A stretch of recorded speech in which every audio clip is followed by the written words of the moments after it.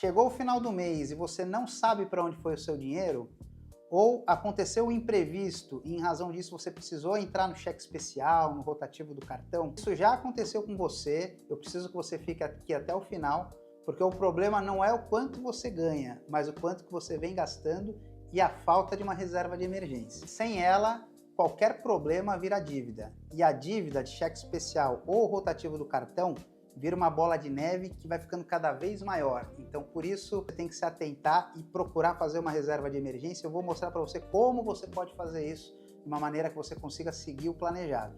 Mas antes, não deixa de curtir o vídeo e se inscrever no canal. A primeira dica é a mais importante de todas e que boa parte das pessoas ignoram. É constituir a reserva de emergência. Não adianta você pensar em investir em ações, fazer um consórcio, contratar um plano de previdência privada, em fundos de investimentos disponíveis aí no mercado, se você não tiver reserva de emergência. Porque justamente por isso, na primeira dor de barriga, no primeiro infortúnio, você acaba entrando no cheque especial, quebrou uma geladeira, você já entra no cheque especial e isso vai gerar um problema enorme nas suas finanças. A segunda dica é para quem sabe que deve poupar, mas quando chega no final do mês, o dinheiro simplesmente sobe.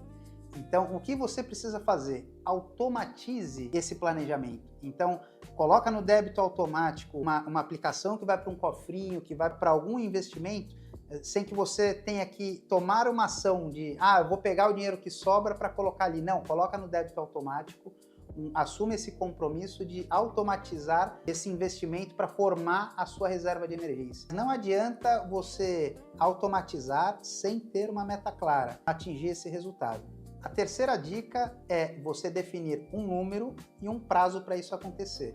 Porque não adianta você criar um planejamento sem metas claras e objetivos a serem atingidos. Então, defina um valor que vai te auxiliar, trazer uma tranquilidade para evitar que você entre no cheque especial e no rotativo no primeiro imprevisto. Então, você pode perguntar, mas qual é o valor, que eu preciso constituir de reserva de emergência? Aí vai depender muito do seu perfil. SLT tem uma renda certinha todo mês? Você pega os seus custos mensais, os custos da sua casa para manter a sua vida, você tem que ter como reserva de emergência de 3 a 6 vezes o seu custo mensal de vida. Então, gasto 10 mil reais por mês ali para manter minha casa, minha família, então você tem que ter de 30 a 60 mil reais. Se você é profissional liberal, médico, dentista, advogado, você precisa ter de 6 a 9 vezes o valor do seu custo mensal. Agora, se você é um autônomo, um freelancer ali que tem uma grande volatilidade de volume de trabalho e de ganhos de receitas, então você precisa ter de 9 a 12 vezes. Então você pode falar, nossa, mas isso é muito dinheiro. É muito dinheiro. Por isso você precisa estabelecer uma meta clara e destinar um percentual dos seus ganhos mensais com essa finalidade. Se você vai levar 2 anos, 3 anos, 4 anos para constituir essa reserva de emergência, não importa. O importante é que você coloque isso no seu orçamento. Então vamos imaginar 30 mil reais. Então você planeja essa retirada automática, que seja 300 reais por mês durante, 30 meses, 20 meses. Você define esse prazo e esse valor para você chegar nesse resultado, porque assim você vai conseguir atingir o resultado esperado. Porque se você ficar, não, eu vou poupar quando eu tiver, você não vai poupar nunca, você não vai fazer, você não vai guardar. Se você não conseguiu fazer isso nos últimos anos, então você tem que criar mecanismos que vão te obrigar a atingir esse resultado. Com a reserva formada, aí vem a dica 4, que é agora pensar no seu planejamento futuro, na sua aposentadoria, garantir que você vai ter um futuro digno. Então, para isso, você precisa definir algumas estratégias de acumulação. Você pode utilizar algumas, Eu faço isso para planejar o meu futuro.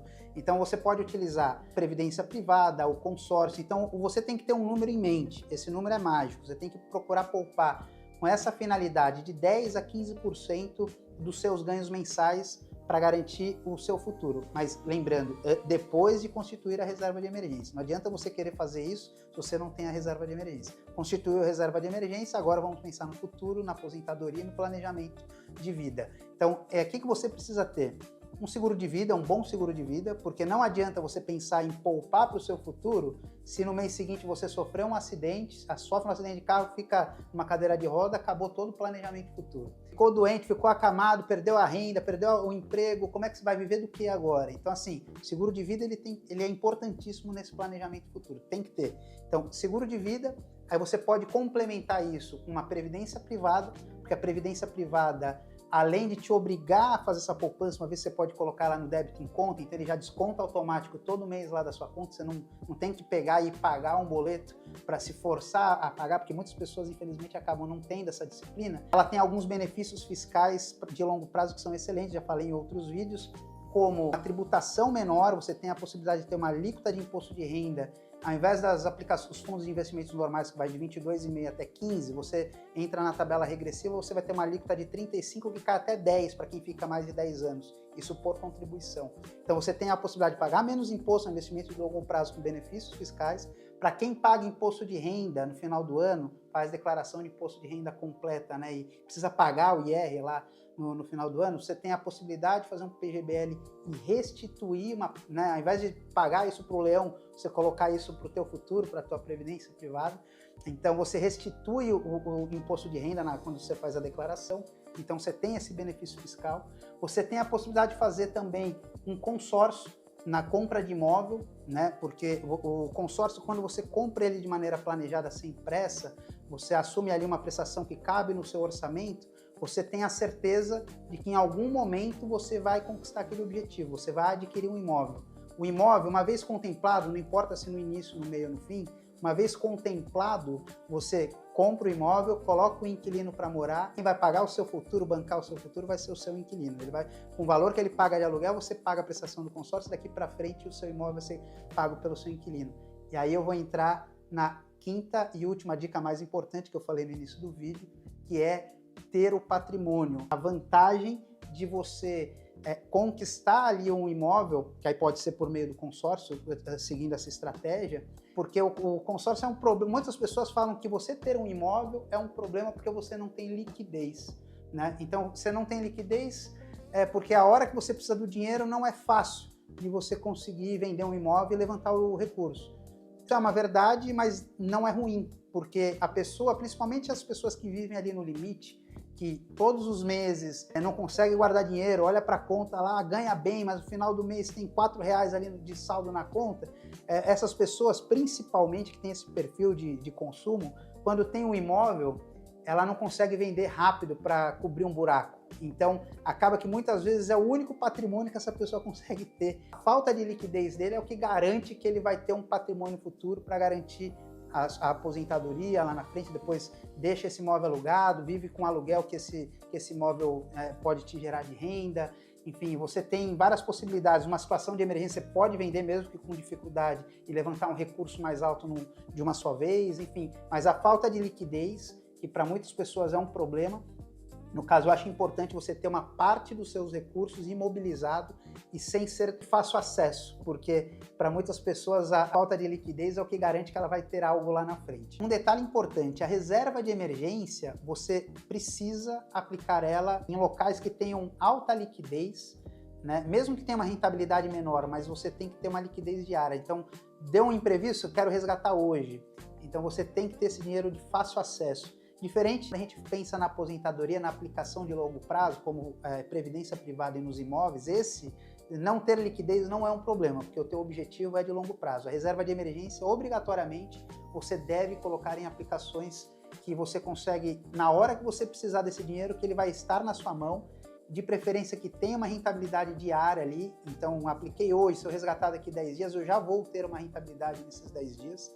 Então, para isso, você pode fazer essas caixinhas de banco aí do Nubank, do Mercado Pago, tem o Tesouro Selic também. Então, existem algumas aplicações que têm essa característica, né? De alta liquidez e com rentabilidade diária, né? Então, assim, são objetivos diferentes. Você percebe que reserva de emergência tem, mesmo que você ganhe menos do que outras aplicações, o importante é você ter liquidez e uma rentabilidade diária. A gente fala em reserva pensando em planejamento de longo prazo para aposentadoria, a liquidez não é o mais importante. O que é mais importante é você ter uma boa rentabilidade e a falta de liquidez, que para muitas pessoas é um problema, pode ser a solução, principalmente a depender do seu perfil. Se você tem um perfil mais consumista, aquela pessoa que não consegue poupar, que tem dificuldade, que acaba às vezes entrando no buraco, a falta de liquidez às vezes pode ser a única coisa que você vai ter lá na frente. Então não é um problema, não enxergue compra de imóvel como sendo um problema.